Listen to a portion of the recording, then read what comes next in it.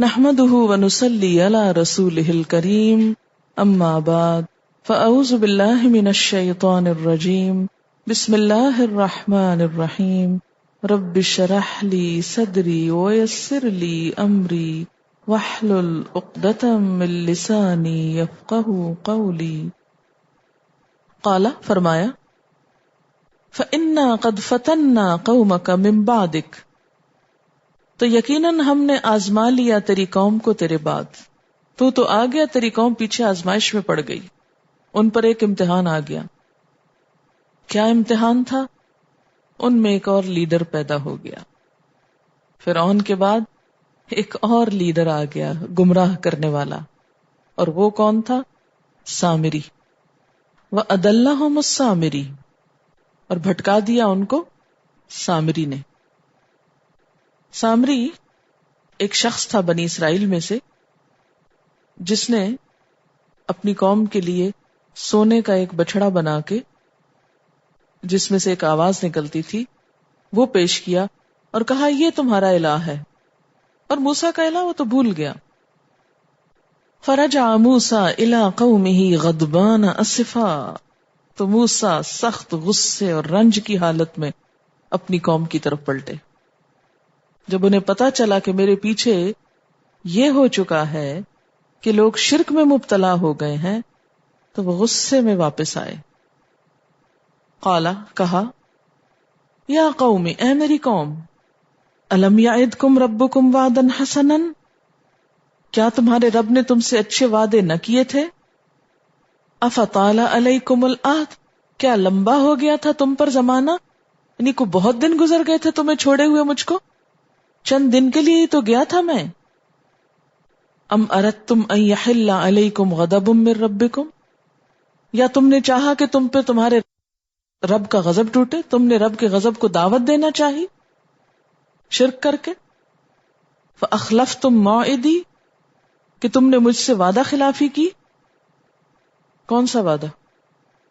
ہر قوم جو اپنے نبی سے کرتی کہ وہ اپنے لیڈر کو فالو کرے گی، اپنے نبی کی پیروی کرے گی، اس کی دی ہوئی ہدایت پر قائم رہے گی، اللہ کے سوا کسی کی بندگی نہ کرے گی. ام اردتم ان یحل علیکم غضب من ربکم فاخلفتم موعدی، یا تم اپنے رب کا غضب ہی اپنے اوپر لانا چاہتے تھے کہ تم نے مجھ سے وعدہ خلافی کی، یعنی اللہ کی اطاعت کی بجائے شرک کیا.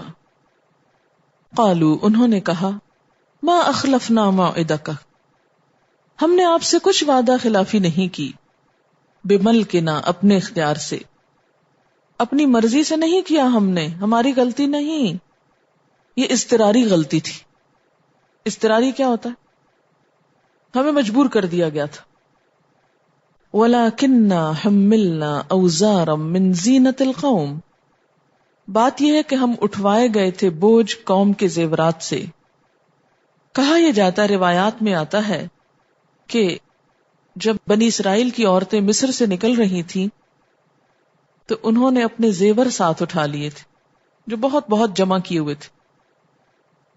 اور چونکہ اب صحرا میں تھے، نہ ان کو سنبھالنے کی جگہ نہ رکھنے کی جگہ، تو اٹھائے اٹھائے تھک گئے. وہ ہم ملنا، اٹھوائے گئے ہم،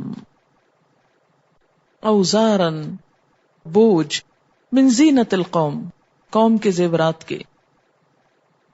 آپ دیکھیں کہ قوموں میں جب زوال آتا ہے نا، غلامی آتی، تو پھر ان کی ساری جو کوششیں ہیں اور سارا مال اور ساری ایفرٹس وہ کس چیز میں لگتی ہیں؟ ایسی چیزیں جمع کرنے میں، اور ضرورت سے زائد جمع ہو جاتی ہیں.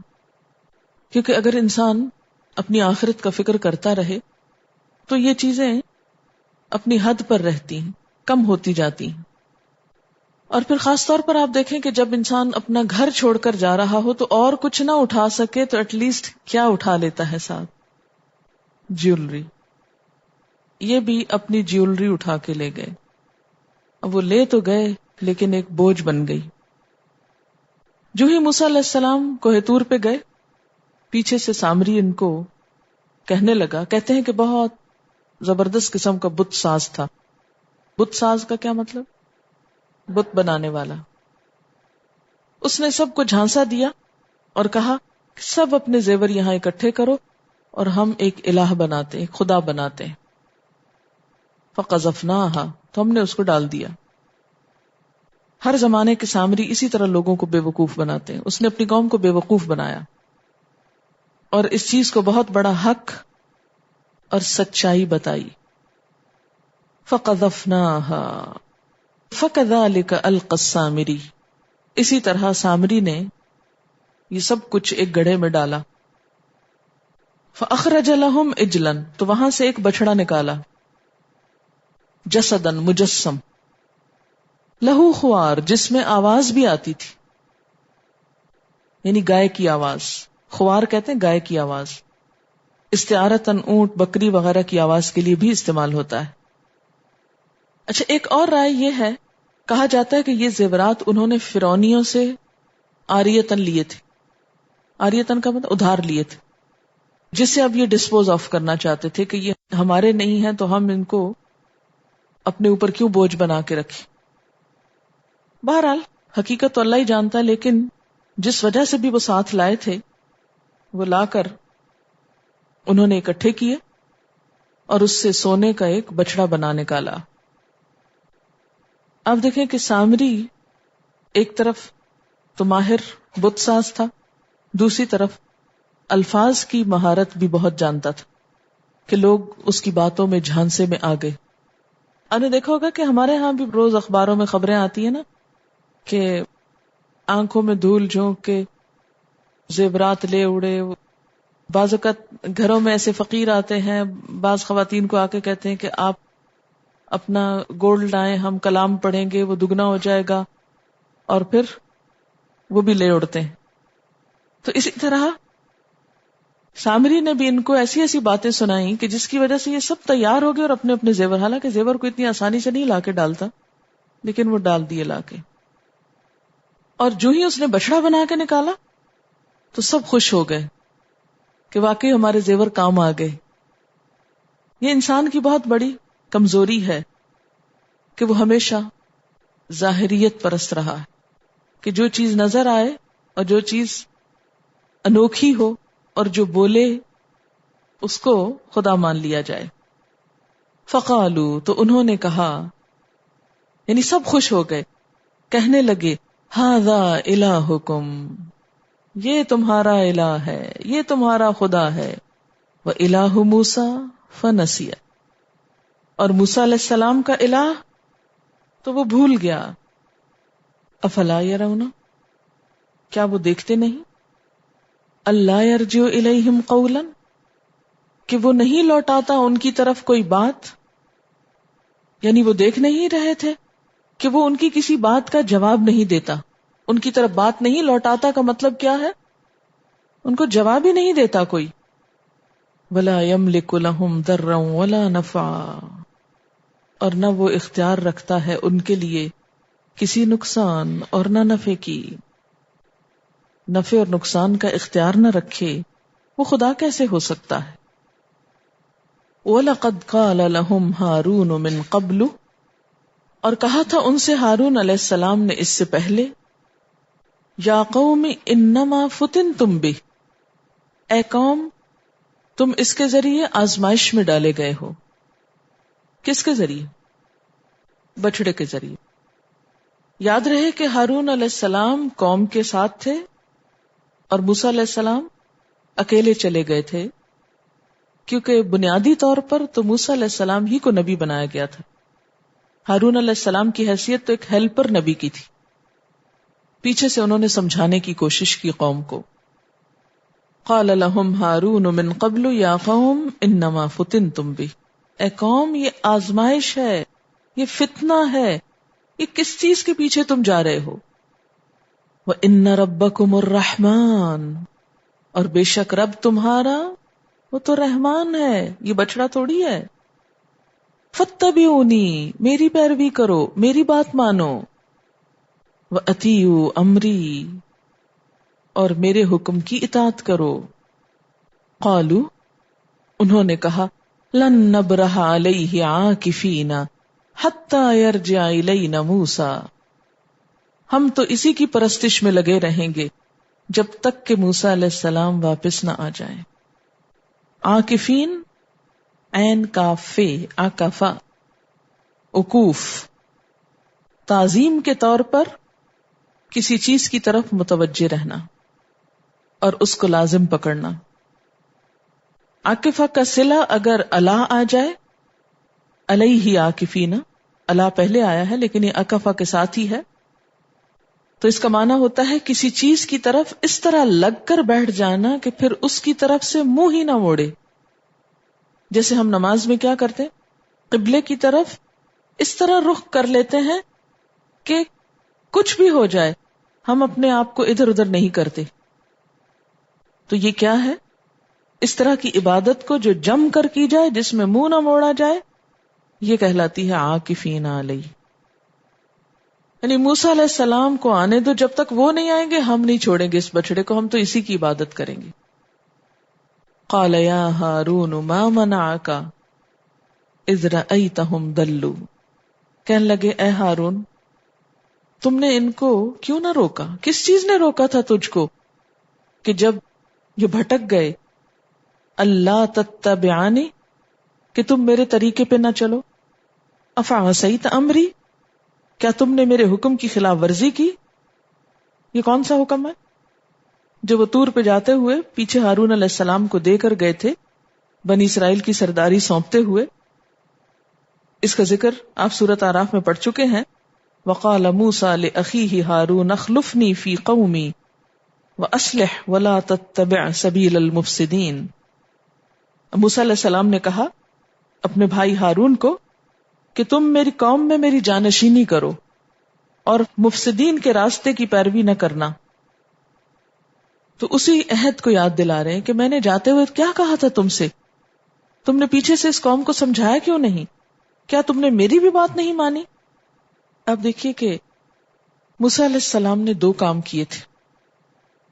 ایک فرعون کے مقابلے میں دین کی دعوت کا، اور دوسرے بنی اسرائیل کے سلسلے میں دین کے تحفظ کا. اور دونوں کام ساتھ ساتھ کیے تھے، خارجی دعوت بھی اور داخلی اصلاح بھی. اور داخلی اصلاح کا کام ابھی مکمل نہیں ہوا تھا، ابھی تو وہ کچے تھے اپنے دین میں. کچے کیوں تھے؟ اس کی کیا وجہ تھی؟ یعنی آپ دیکھیں نا کہ جس مقصد، جس خدا کی خاطر گھر چھوڑ کر آ رہے ہیں اپنے، اسی کے ساتھ پھر شریک کر لیا بچڑے کو. اور کتنے چھوٹے ذہن ہے نا، اتنے بڑے رب کو چھوڑ کر بچڑے کے پیچھے ریجھ گئے، چھوٹی چیز پہ گر گئے. یہ تنگ نظری ہے نا، بے سمجھی ہے نا، بے عقلی ہے. کیونکہ نے کہا کہ وہ تو تمہاری بات ہی نہیں سمجھتا، وہ تو تمہیں کوئی نقصان اور فائدہ دے نہیں سکتا، تم اس کو خدا مان کے بیٹھ گئے. تو یہ کیوں تھا؟ حالانکہ ان کو موسیٰ علیہ السلام نے کافی سمجھایا تھا. یاد رہے یہ بات کہ مصر میں بنی اسرائیل غلام تھے، ان کے پاس نہ اپنی عبادت کا زیادہ وقت تھا، نہ تعلیم کا وقت تھا، نہ اپنی اصلاح کا وقت تھا، بس نام کے مسلمان تھے. تو نام کے مسلمان ہمیشہ ہی ایسے ہوتے ہیں کہ جو بانسری بجائے اس کے ساتھ بھیڑ جمع کر لیتے ہیں، وہیں پہ اکٹھے ہو جاتے ہیں. آپ نے دیکھا ہوگا کہ یہاں کا مجھے نہیں معلوم، لیکن کچھ جگہوں پہ میں نے دیکھا کہ جمعے کے دن مداری کے شو ہوتے ہیں نا، اور ادھر سے مسجدوں میں اذانیں ہو رہی ہوتی ہیں اور ادھر مداری ڈگڈگی بجاتے ہیں اور بھیڑ جمع ہوتی ہے اور لوگ تماشے دیکھ رہے ہوتے ہیں. پہلے چھٹی ہوتی تھی، ان دنوں میں خاص طور پر یہ ہوتا تھا. ایک طرف اللہ اکبر ہو رہی ہے اور قوم نام نہاد مسلمان مداری کے گرد کھڑے ہیں. بنی اسرائیل کا بالکل یہی حال تھا. آج ہماری قوم جس دور سے گزر رہی ہے وہ بہت ملتا جلتا دور ہے بنی اسرائیل سے مشابہت کا، کہ اللہ کی اطاعت کے وقت اور کاموں میں مصروف ہو جانا. نکلے کس کام کو؟ ہجرت کیوں کرائی گئی اور آ کے کیا کرنے بیٹھ گئے؟ حیرت ہوتی ہے نا کہ اتنا چھوٹا ایمان. تو اس سے کیا پتہ چلتا ہے کہ کوئی ان کو کہے، موسیٰ علیہ السلام کو مثلاً فرعون ہی کہتا کہ تم مجھے تو بڑی تعلیم دے رہے ہو، مجھے تو مسلمان بنانے کی فکر میں ہو، اور دیکھو اپنے گھر کا حال، وہ تو ابھی مسلمان ہی پکے نہیں ہوئے. یا کوئی تھرڈ پرسن بھی تو کہہ سکتا تھا نا کہ ابھی تو بنی اسرائیل کی اپنی بھی اصلاح نہیں ہوئی، تو موسیٰ علیہ السلام فرعونیوں کو کیوں تبلیغ کر رہے ہیں؟ اس سے کیا بات پتہ چلتی ہے ہم کو کہ دونوں کام ساتھ ساتھ ہوتے ہیں، باہر کا بھی اور اندر کا بھی. اچھا، یہ تو ایک بڑے پیمانے قومی سطح پر ہے نا. ہمیں سے ہر ایک کے ساتھ انڈیویجول لیول پر بھی یہ مسئلہ ہوتا ہے. مثلاً ایک طرف ہمارا گھر ہوتا ہے، بچے ہیں، فیملی ہے، خاندان ہے، دوست احباب ہیں، اور دوسری طرف اجنبی لوگ ہیں، اپنے ملک میں ہیں، اپنے شہر میں ہیں، یا دوسرے ملک میں ہیں، دوسرے شہر میں. اب آپ دیکھیں کہ کچھ وقت آپ کیا کرتے ہیں، گھر کو دیتے ہیں، کچھ باہر کو دیتے ہیں، کچھ اور باہر کو دیتے ہیں. اب کوئی آپ سے یہ کہے کہ نہیں نہیں باہر دینے کی ضرورت نہیں، ابھی تو تمہارے بچے علامہ نہیں بنے.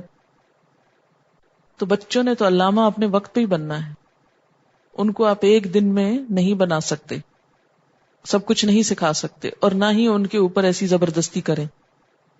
تھوڑا تھوڑا گریجولی، آہستہ آہستہ، سلولی ان کو لے کے چلیں.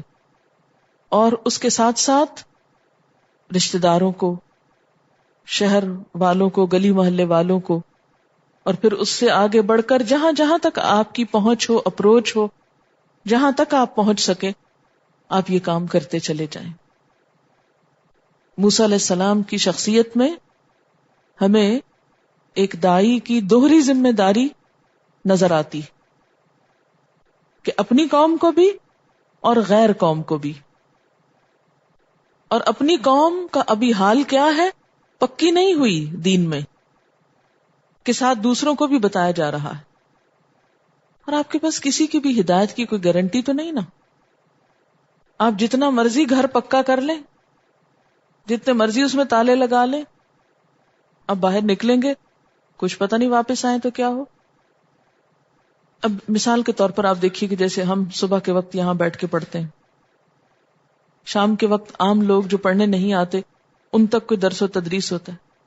اب اگر کوئی کہے کہ نہیں آپ ان کو تو چھوڑ دیں، پہلے اپنی اسٹوڈنٹس کو دیکھیں، شام بھی آپ انہی کو دیا کریں، تو کیا دوسروں کو کوئی بھی حق نہ دیا جائے؟ یہ کسی دوسرے شہر والوں کو، یہ کسی دوسری دنیا والوں کو نہیں. اس لیے کہ بعض اوقات اپنے سائے تلے رہنے والوں سے خیر نہیں وہ پھوٹتی جو دور والوں سے پھوٹ نکلتی. کچھ خبر نہیں کہ کہاں کیا اصلاح ہو جائے. اب آپ دیکھیں گے آگے جا کے انشاءاللہ سورۃ المؤمن میں کہ وہاں ایک شخص قوم فرعون میں سے ایمان لے آتا ہے، اس کو دھمکیاں ملتی ہیں، سب کچھ ہوتا ہے، لیکن وہ اپنے ایمان پہ پکا ہے. اس کے مقابلے میں بنی اسرائیل ہر 2 گھڑی میں اپنا رخ بدل لیتے ہیں. آپ کو نہیں معلوم کہ خیر کہاں ہو. تو انسان کو کسی بھی معاملے میں ریجیڈیٹی نہیں اپنانی چاہیے. استقامت، ڈٹرمنیشن اپنی جگہ، لیکن لکیر کا فقیر نہیں ہونا چاہیے. دعوت دین میں وسعت ہونی چاہیے، وسیع نگاہ ہونی چاہیے، ہر فیلڈ کو کور ہونا چاہیے، کیونکہ اللہ کا پیغام سب بندوں کے لیے ہے نا، مخصوص لوگوں کے لیے تو نہیں. موسیٰ علیہ السلام بہت غضبناک ہو کر واپس آئے، اور یہ غضب اپنی جگہ بہت جینوئن غضب ہے کہ اتنا سمجھا لکھا پڑھا کے چند دن کے لیے جو گئے ہیں تو پیچھے یہ حال ہو گیا کہ بچڑا بن گیا. شرک والی بیماری میں آ گئے نا. یعنی چھوٹی موٹی غلطیاں تو اپنی جگہ ہیں، لیکن شرک بہت بڑی چیز ہے. کہا افعصیت امری، بھائی کو بھی ڈانٹا. جب بھائی کو ڈانٹ رہے تھے کہا لا ابن ام، تو بھائی ریکویسٹ کرتے ہیں، ہارون کہتے ہیں اے میری ماں کے بیٹے، اے ماں جائے. بھائی کو پکارنے کا ایک انداز ہے جسے ہم اپنی زبان میں کہتے ہیں بھائی جان یا کچھ اور. لا تأخذ بلحیتی، مت پکڑو میری داڑھی کو، ولا برأسی، اور نہ میرا سر. کیونکہ موسیٰ علیہ السلام نے صرف زبانی غضب کا مظاہرہ نہیں کیا بلکہ مارنا بھی شروع کر دیا، بال کھینچے، یعنی غصے کی انتہا تھی نا. انی خشیت، میں ڈر گیا، ان تقولا، کہ تم کہو گے، فرقت بین بنی اسرائیل، کہ تم نے بنی اسرائیل میں پھوٹ ڈال دی. ولم ترقب قولی، اور تم نے میری بات کا انتظار نہیں کیا، میرا لحاظ نہ کیا. کیونکہ سورۃ الاعراف میں آپ نے پڑھا تھا نا کہ ہارون علیہ السلام کہتے کہ انہوں نے استضعفونی، مجھے کمزور سمجھا، وکادوا ان یقتلونی، قریب تھا کہ مجھے قتل کر ڈالتے، تو اس لیے میں خاموش رہا. یہ بہت میننگ فل آیت ہے. اس سے کیا بات پتہ چلتی کہ اگر ایک شخص انتہائی درجے کا بھی غلط کام کرتا ہے تو اس پر ایکشن لینے کے لیے ایک رائٹ ٹائم کا انتخاب کیا جائے. ہارون علیہ السلام کے سامنے بت بنا اور قوم اس کی شدائی اور فدائی ہو گئی، اس پہ ٹوٹ پڑی. انہوں نے سمجھانے کی کوشش کی لیکن سب ایسے جذبات میں بہہ چکے تھے کہ کوئی سننے کو تیار نہ تھا. بعض اوقات ایسا بلوا ہو جاتا ہے نا کہ سب لوگ ایک ایسی بھیڑ چال میں لگ جاتے ہیں کہ آپ کسی کو سمجھائیں تو ان کو سمجھ میں بھی نہیں آتی بات. انہوں نے کیا کیا؟ لوگوں کو پھر ان کے حال پہ چھوڑ دیا. یہ انتہائی سمجھداری کا ثبوت تھا. انہوں نے یہ نہیں کیا کہ نہیں مانتے تو میں نے ان کو زبردستی منوا کے چھوڑنا ہے، کہا بھی چھوڑ دیتے ہیں. چھوڑ دیا. کیونکہ جب ایک اچھے کام کے نتیجے میں اچھائی کی بجائے شر پھیلنے لگے، فساد پھیلنے لگے، فتنہ پھیلنے لگے، تو فتنے کے بارے میں کیا کہا جاتا ہے؟ الفتنۃ اشد من القتل. وہ قتل سے بھی زیادہ شدید ہوتا ہے، سخت ہوتا ہے. پھر وہ شرک سے بھی بڑھ جاتا ہے کہ جس کے نتیجے میں باہم قتل و غارت شروع ہو جائے. اس لیے انہوں نے شرک تو گوارا کر لیا، قتل و غارت فساد گوارا نہیں کیا. اور کیا سوچا کہ وقت آنے پہ صحیح قدم اٹھاؤں گا، بھائی آلے اس کے مشورے سے ہی اب علاج ہوگا. کیونکہ انہوں نے بھی کہا تھا نا جب تک موسیٰ نہیں آتے ہم تو یہی کریں گے. ان کا پھر ٹھیک ہے کر لو. اس میں آپ دیکھیں کہ وہ مشہور مثال جو شاید پہلے بھی میں آپ کو بتا چکی ہوں کہ کسی کو برائی سے کب روکنا چاہیے. اس میں آپ صلی اللہ علیہ وسلم مسجد نبوی میں تشریف فرما تھے کہ کیا ہوا، ایک بدو آیا اور اس نے مسجد میں پیشاب کرنا شروع کر دیا. صحابہ کرام ایک دم اٹھے غصے میں کہ اس کو پکڑتے ہیں اور اس کو روکتے ہیں اور اس کو مارتے ہیں کہ اس نے مسجد کی توہین کی. آپ صلی اللہ علیہ وسلم نے کیا فرمایا؟ رک جاؤ، اسے کچھ نہ کہو. اور جب وہ پیشاب کر چکا تو آپ نے کیا فرمایا؟ جاؤ اور پانی کا ڈول لے کے اس پہ بہا دو. یعنی وہ دیکھے گا تو سمجھ جائے گا کہ یہ میں نے غلط کیا.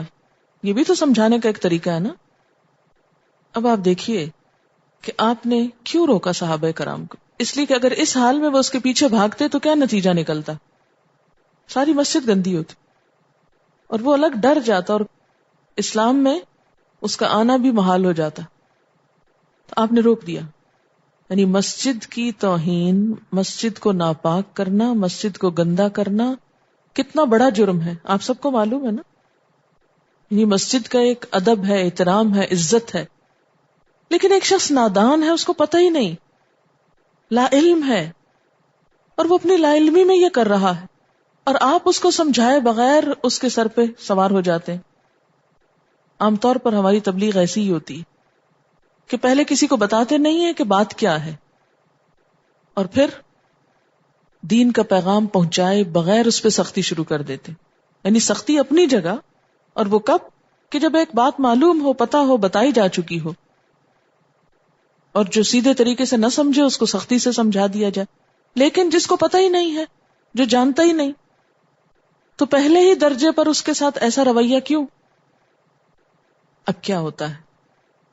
ہارون علیہ السلام دیکھتے ہیں کہ لوگ شرک جیسے گناہ میں مبتلا ہو گئے لیکن کچھ نہیں کہتے. کہتے ہیں انی خشیتو، مجھے ڈر تھا، ان تقولا کہ تو کہے گا فرقت بین بنی اسرائیل، تو نے بنی اسرائیل میں تفرقہ پیدا کر دیا. قوم میں تفرقہ پیدا کرنا، لوگوں کو گروہوں میں بانٹنا، لوگوں کو کسی بھی بنیاد پر، رنگ، نسل، زبان، کسی بھی بنیاد پر کاٹنا، فرقے بنانے، گروہ بنانے، اس سے معاشرے میں بدامنی پھیلتی. اور پھر دوسری بات، وَلَمْ تَرْقُبْ قَوْلِي، میری بات کا انتظار نہ کیا، یعنی صحیح وقت کا انتخاب نہ کیا اصلاح کے لیے. مثلاً آپ کو کبھی مرغی پکڑنے کا اتفاق ہوا؟ اچھا، ایک پکڑنے کا طریقہ کیا ہے کہ آپ اس کے پیچھے بھاگنا شروع کر دیں، ایک کھلے میدان میں بھاگتے جائیں. کیا نتیجہ ہوگا؟ آپ تھک جائیں گے اور وہ بھاگ جائے گی. لیکن اگر آپ اس کو پہلے ایک 4 دیواری والے حصے میں لے آئیں، پھر اس کو دانا ڈالیں اور پھر اچانک اس کو پکڑیں تو وہ آپ پکڑ لیں گے. اب ان 2 طریقوں میں فرق کیا ہے؟ ایک طریقہ بغیر منصوبہ بندی کے ہے اور ایک کیا ہے؟ پلاننگ کے ساتھ اس کو ٹریک کیا آپ نے. یہاں ہارون علیہ السلام کیا کہتے ہیں کہ میں نے بنی اسرائیل کو سمجھانے کی کوشش کی لیکن وہ تو میری بات ہی نہیں سنتے تھے اور میرے سر چڑھ گئے اور مجھے مارنے پہ تل گئے، تو میں نے بھی چھوڑ دیا ان کو. اور میں نے کیا سوچا، آپ آ جائیں پھر ہم دونوں مل کے ان کو سیدھا کریں گے. تو کسی بھی برائی کو گوارا کر لینا کہ جب اس کا مناسب وقت آئے گا اس کی اصلاح کا تو اس وقت اس کی اصلاح کریں گے، یہ زیادہ بہتر ہے بنسبت اس کے کہ آپ جلد بازی میں خود بھی ہلاک ہوں اور دوسرے کو بھی. مثلا ایک ہے کھڑی گاڑی پہ چڑھنا اور ایک ہے چلتی گاڑی پہ چڑھنا. آپ ریلوے اسٹیشن پہنچے اور گاڑی چل پڑی ہے اور خاصی تیز ہو گئی ہے، لیکن آپ کہتے ہیں کہ مجھے اسی پہ چڑھنا ہے کیونکہ اس سے جلدی پہنچ جاؤں گا اور دوسری کا میں انتظار نہیں کر سکتا. لم ترقب قولی، نتیجہ کیا نکلے گا؟ ہو سکتا ہے کہ آپ منزل پہ پھر کبھی پہنچ ہی نہ سکیں اور وہ چند گھنٹوں کا انتظار جو ابھی مشکل لگ رہا ہے وہ پھر ہمیشہ کا انتظار ہو جائے. تو جیسے دنیا کے کاموں میں مثلا آپ کھانا بناتے، چاول پکایا آپ نے، آپ کہتے مجھے بھوک لگی، میں دم شم کر نہیں جانتی، میں دم کے بغیر ہی کھا لوں گی. کھا لیجیے، نتیجہ کیا ہوگا؟ بیمار ہوں گے. مثلا ایک پودا آپ نے اگایا اور آپ یہ چاہتے ہیں کہ وہ راتوں رات درخت بن جائے اور آپ اس کو کھینچ کے بڑا کرنا چاہتے ہیں، کیا نتیجہ نکلے گا؟ ٹوٹ جائے گا. تو ہمیشہ انسان کو اس دنیا میں کچھ کاموں کے لیے انتظار کرنا پڑتا ہے، اگرچہ الانتظار اشد من الموت، انتظار موت سے زیادہ سخت چیز ہے، عربی کا محاورہ ہے الانتظار اشد من الموت، اور انسان کے لیے بہت تکلیف دہ ہے، لیکن اس کے بغیر چارہ ہی نہیں، اس کے بغیر گزارا ہی نہیں. آپ کو انتظار کرنا ہے خواہ تکلیف دہ ہی کیوں نہیں. لیکن عموماً ہم تبلیغ کے میدان میں یہ بات بھول جاتے ہیں. ہم چاہتے ہیں کہ آج ایک بات بتائیے، کل تو پرفیکٹلی وہ ہو جانی چاہیے. اگر ہو ہی جانی چاہیے تو کیوں اللہ تعالیٰ یہ واقعہ بار بار سورۃ الاعراف میں 8ویں سپارے میں سنایا، اب 16ویں میں پھر سنا رہے ہیں، پھر آگے جا کے پھر آئے گا، یہ چیزیں پھر ریپیٹ ہوں گی. کیوں؟ تاکہ پختہ ہو جائیں، بار بار بتانے سے اندر جائیں. یہ انسان کی فطرت ہے کہ وہ چیزوں کو بہت جلد فراموش کر دیتا ہے، حقیقت سے بہت دور چلا جاتا ہے.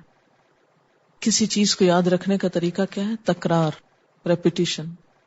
قال یا ابن ام لا تأخذ بلحیتی ولا برأسی انی خشیت ان تقول فرقت بین بنی اسرائیل. میں بنی اسرائیل میں تفرقہ نہیں ڈالنا چاہتا تھا. تو کوئی نیکی کی تبلیغ کی ایسی صورت جس سے قوم میں فتنہ پھیلے، تفرقہ پھیلے، وہ خیر کی بجائے شر شمار ہو جاتا ہے. اسی لیے تبلیغ میں حکم کیا ہے؟ پہنچا دو اور انتظار کرو. حساب کس کے ذمہ؟ اللہ کے ذمہ. تم بس پہنچاؤ، لوگوں کا حساب مت لو.